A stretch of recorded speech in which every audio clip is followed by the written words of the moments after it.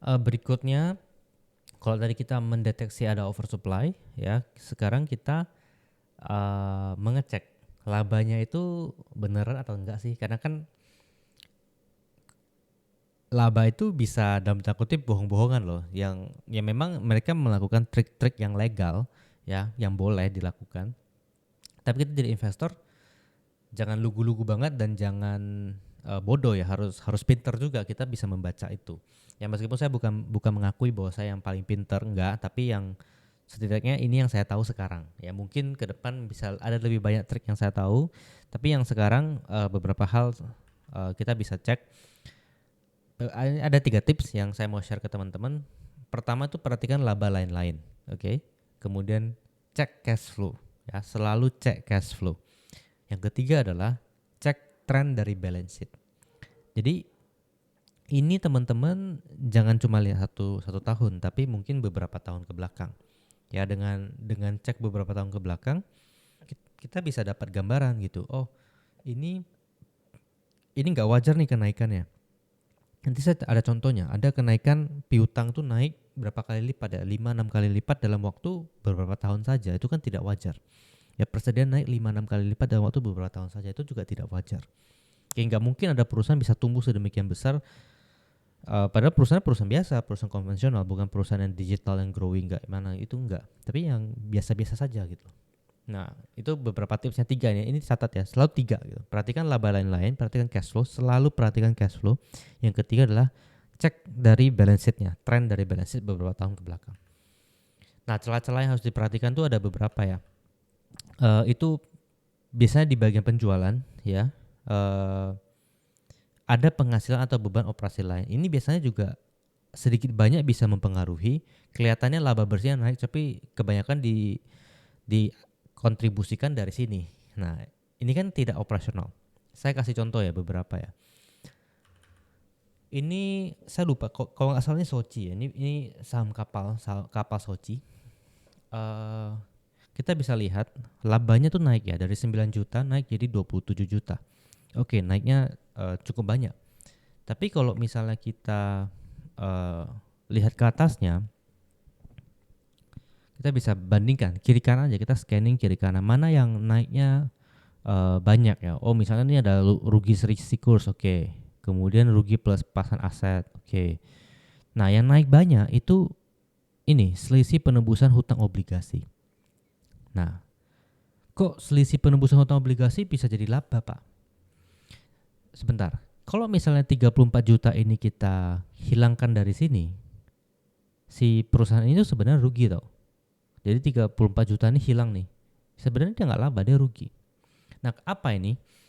Ini tuh adalah misalnya nih perusahaan ini, ya ini perusahaan ini nih, dia minjem ke, dia terbitkan obligasi, ya. Atau simpelnya dia pinjam lah, dia pinjam duit 100 gitu, dia pinjam duit 100. Oke, kemudian dia nego-nego gimana-gimana, akhirnya disetujui bahwa hutangnya dia akan bayar tapi 80, dengan 80 dia bayarnya lunas. Bisa kayak gitu nggak? Bisa, apalagi nih soalnya dia obligasi. Ya obligasi kan ada harga naik turun ya. Kalau misalnya harga obligasinya turun, si perusahaan ini bisa melakukan buyback. Intinya adalah dia melunasi dengan harga lebih murah. Jadi misalnya dia utang 100 tapi dia lunasi 80, tapi dengan dia bayar 80 itu udah lunas. Kan ada selisih 20 tuh. Nah, 20-nya itu dicatat sebagai ini selisih penebusan hutang obligasi. Selisih penebusan utang lah, intinya kayak gitu. Dengan dia bayar kan 20 kan dicatat di buku kan utang 100 gitu. Dicatat di buku utang 100. Tapi dengan dia bayar 80, kan harusnya duitnya keluar, harusnya kan kalau dia mau lunasi hutang 100 itu, duitnya harus keluar 100 kan untuk akhirnya dia punya hutang juga lunas. Jadinya impas gitu. Tapi sekarang case-nya adalah duitnya keluar 80. Ya, duitnya keluar 80. Tapi hutangnya lunas. Artinya ada 20 yang naik labanya kan. Jadi dalam tanda kutip laba gitu. 20 itu laba. Artinya dia harus bayar 100 tapi dia cuma bayar 80 dan akhirnya lunas. Nah, poinnya adalah ini tuh earningsnya itu nggak bisa diulangi di masa depan. Jadi misalnya tahun depan kan utangnya udah lunas, tahun depan dia mau labanya dari mana lagi? Harus dari operasional supaya beneran ini earning power dari dia punya bisnis.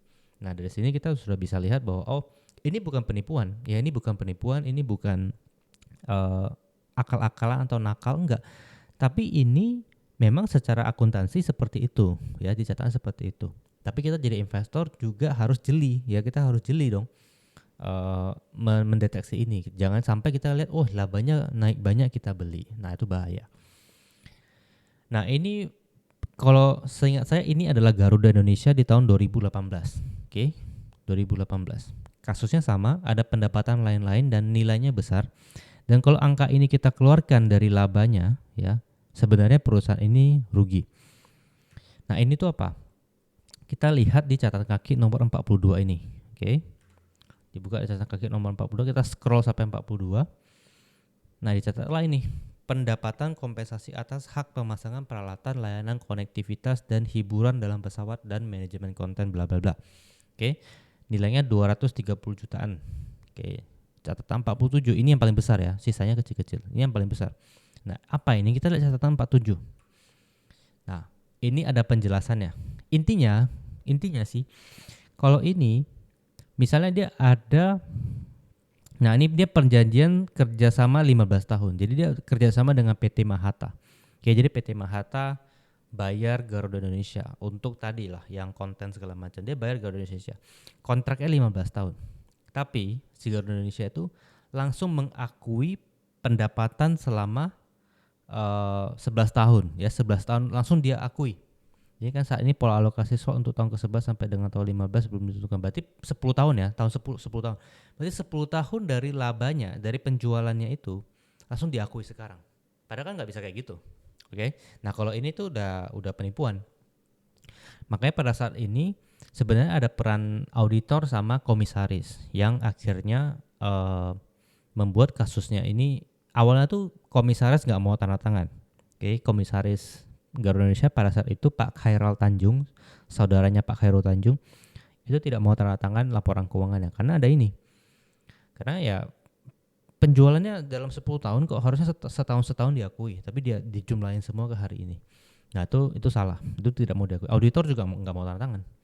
Nah jadi kasusnya Aisyah juga demikian. Dulu Aisyah itu ada kasus juga dan auditor juga tidak mau tanda tangan, komisaris juga tidak menyetujui. Akhirnya sebenarnya makin ke sini pengawasan itu sudah jauh lebih ketat dibandingkan mungkin ketika saya awal baru mulai dulu 2014 saya mulai. Mungkin sudah jauh lebih ketat sekarang. Ya harusnya sudah lebih baik ya, pengawasan sudah lebih, meskipun tidak sempurna saya tahu, tapi sudah jauh lebih baik, sudah jauh lebih ketat. Nah jadi dalam kasus ini selalu untuk bisa terhindar dari ini ya kita cek catatan kaki, ya harus cek catatan kaki, kita cari tahu ini tuh apa dan wajar atau tidak. Dan dengan begitu kita bisa sedikit banyak ya, meskipun tidak bisa 100% kita tahu bahwa ini perusahaannya benar-benar jujur atau apa, enggak lah, tapi setidaknya kita mengurangi chance kita untuk ketipu hal-hal yang kayak gini. Nah kita akan lanjut ke chapter berikutnya.